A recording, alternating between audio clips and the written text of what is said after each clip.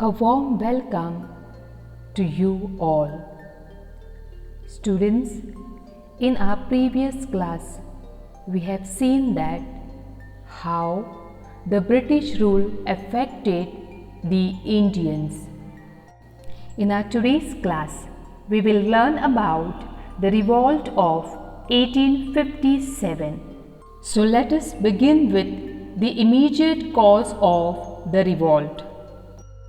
The introduction of the Enfield rifle was the immediate cause of the revolt, because it was of the opinion that the cartridge of the Enfield rifle had to be bitten before using it. The cartridge was made up of pork and beef. Thus, the religious sentiments of the Muslims and Hindus in India were disturbed.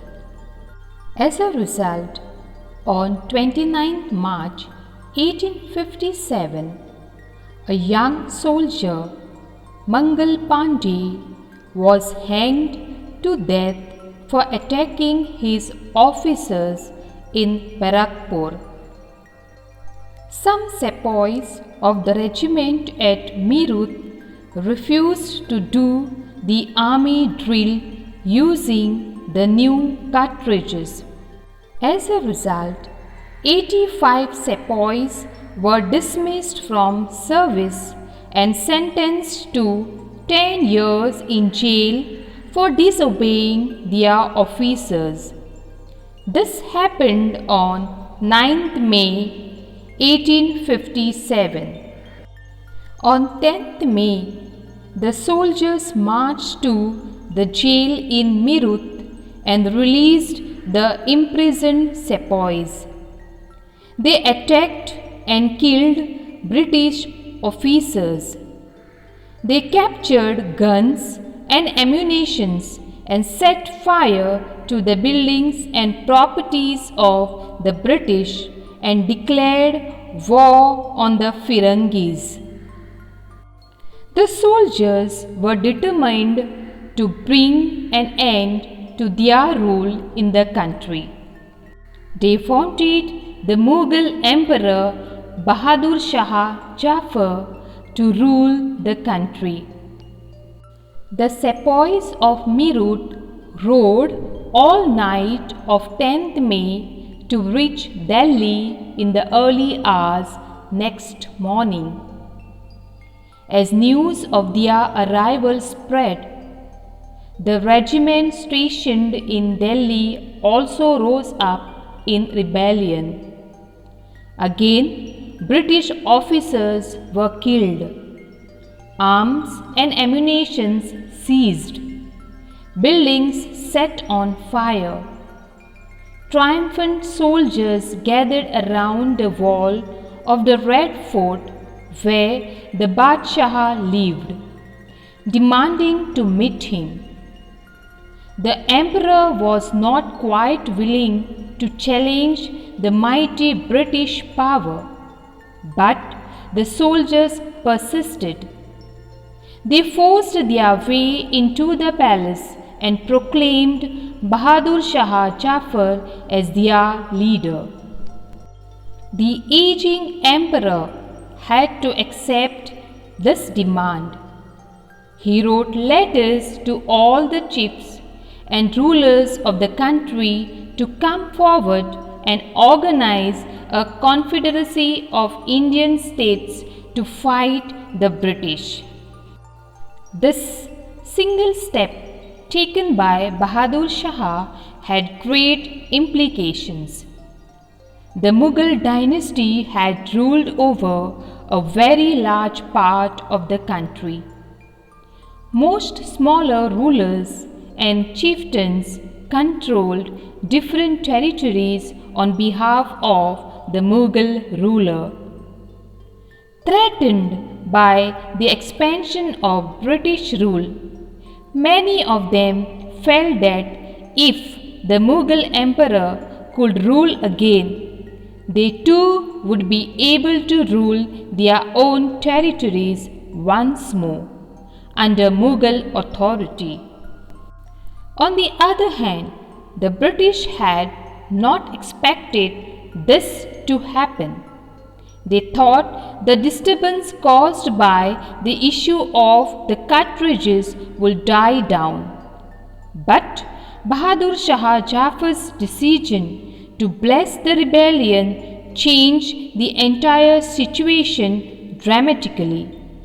Often, when people see an alternative possibility, they feel inspired and enthused. It gives them the courage, hope, and confidence to act. Slowly, this revolt was spread to the other parts of the country like Kanpur, Lucknow, etc. The people of the towns and villages also rose up in rebellion and rallied around local leaders, zamindars and chiefs who were prepared to establish their authority and fight the British. Nana Sahib, the adopted son of the late Peshwa Bajirao, who lived near Kanpur, gathered armed forces and expelled the British garrison from the city. He proclaimed himself Peshwa. He declared that he was a governor under Emperor Bahadur Shah Jafar. In Lucknow, Birji's Quadra, the son of the deposed Nawab Wazid Ali Shah, was proclaimed the new Nawab. He too supported Bahadur Shah Jafar. His mother, Begum Hazrat Mahal, took an active part in organizing the uprising against the British. In Jhansi, Rani Lakshmi Bai joined the rebel sepoys and fought the British along with Tantia Tope, the general of Nana Sahib. Initially, this revolt was victorious, but British did their level best to suppress the revolt. The company brought reinforcement from England and passed new laws. Delhi was recaptured from the rebel forces in September 1857. The last Mughal emperor, Bahadur Shah Jafar, was tried in court and sentenced to life imprisonment along with his wife. His sons were shot dead before his eyes. However, this did not bring end to the rebellion. People continued to rebel against the British. The British had to fight for 2 years to suppress the massive forces of popular rebellion. Lucknow was taken in March 1858. Rani Lakshmi Bai was defeated and killed in June 1858. Tantia Tope escaped to the jungles of central India and continued to fight a guerrilla war with the support of many tribal and peasant leaders. He was captured, tried and killed in April 1859.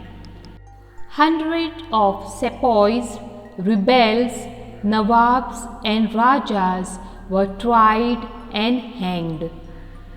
The British announced rewards for all loyal landholders and allowed to continue to enjoy their traditional rights over their lands. All those who had rebelled were told that if they submitted to the British and if they had not killed any white people, they would remain safe and their rights and claims to land will not be denied. Students, now let us see the effect of the revolt. The British had regained control of the country by the end of 1859, but they could not carry on ruling the land with the same policies anymore.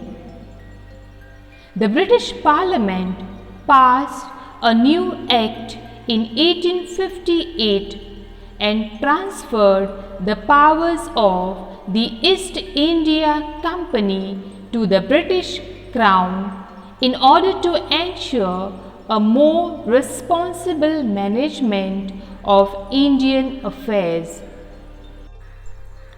A member of the British Cabinet was appointed Secretary of State for India and made responsible for all matters related to the governance of India. He was given a council of advice him called the India Council. The Governor General of India was given the title of Viceroy, that is, a personal representative of the Crown. Through these measures, the British government accepted direct responsibility for ruling India. Second, all ruling chiefs of the country were assured that their territory would never be annexed in future.